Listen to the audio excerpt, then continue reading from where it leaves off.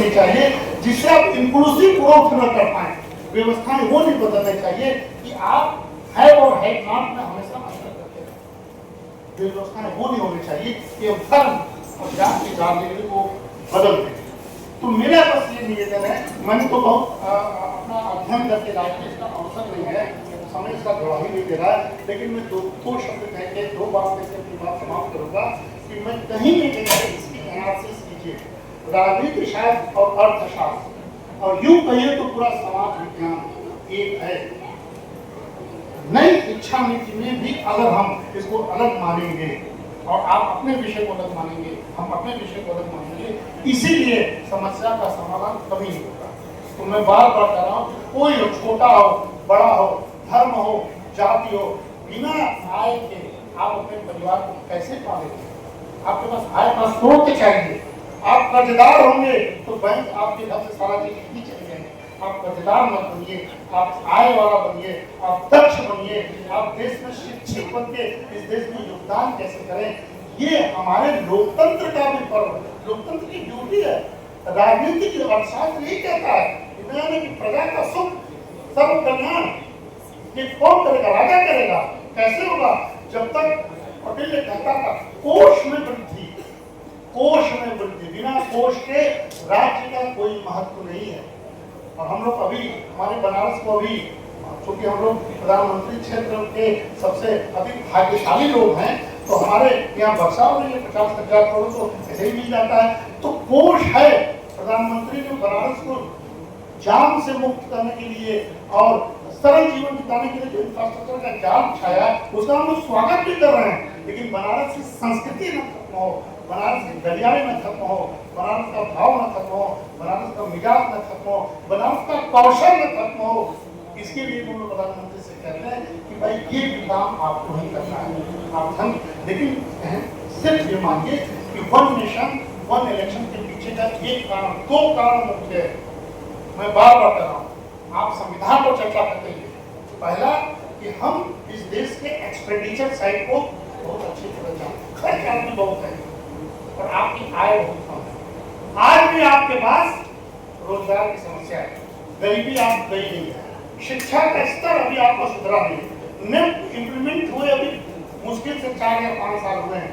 NEFT का कोई outcome अभी आपके सामने नहीं आ रहा है। सबसे युवा देश है, नौकरी सबको चाहिए। 34 साल बाद देश बुजुर्ग होने लगेगा और तब तक अगर हम ये नहीं करेंगे, तब तक हम बटे रहेंगे, तब तक हम डिबेट करेंगे तो भारत इस चलते हुए विकास की यात्रा से पिछड़ जाएगा। भारत एक बूढ़ा, लाचार और बिना किसी सहारा का देश हो जाएगा, क्योंकि आप कर्जदार होंगे तो आप फिर गुलाम हो गए। गुलामी का अर्थ सिर्फ अपने विषय काम नहीं होता है, गुलामी का अर्थ होता है किसी तरह घर में अगर हम कुछ नहीं कर पा रहे हैं तो हम गुलाम हैं, हम असहाय हैं। ऐसी अवस्था ना आनी पाए, ऐसी व्यवस्था ना होनी पाए।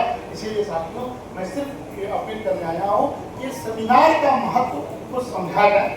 ये सेमिनार एसएसआर किया है, ये केंद्र सरकार दे रहा है। इसका ये अर्थ नहीं है कि हम लोग डिबेट न करें, डिबेट करें, उसमें संशोधन करें, उसमें जो खतरा है उसको मुक्त होने की बात करें।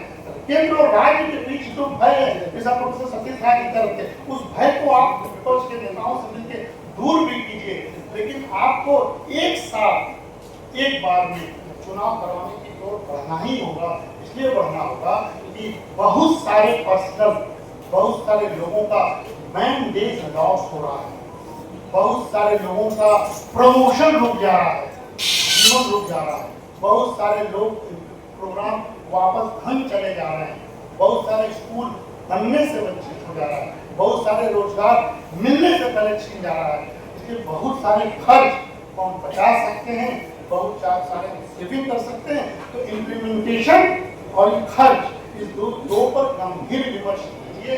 राजनीति शास्त्र और अर्थशास्त्र गंभीर मंथन करे। मैं यही अपील करने आ रहा हूँ। यही चंद शब्दों के साथ आप लोगों के आभारी हूँ, खास करके छोटे भाई आभारी हूँ, सारे बड़े भाइयों की आभार। आपने कौशल का स्मरण करके मुझे भाव विभोर कर दिया। मेरे लिए यही पूंजी है, मेरे लिए यही अर्थशास्त्र है, मेरे लिए यही व्यवस्था है। हाँ, धन्यवाद।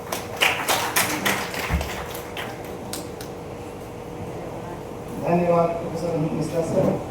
सर ने बहुत ही सुंदर शब्दों में राजनीति और अर्थ को एक साथ राजनीति विज्ञान के प्रमुख विद्वान कौटिल्य, जिन्होंने पहली किताब राजनीति की लिखी और उसका नाम अर्थशास्त्र है।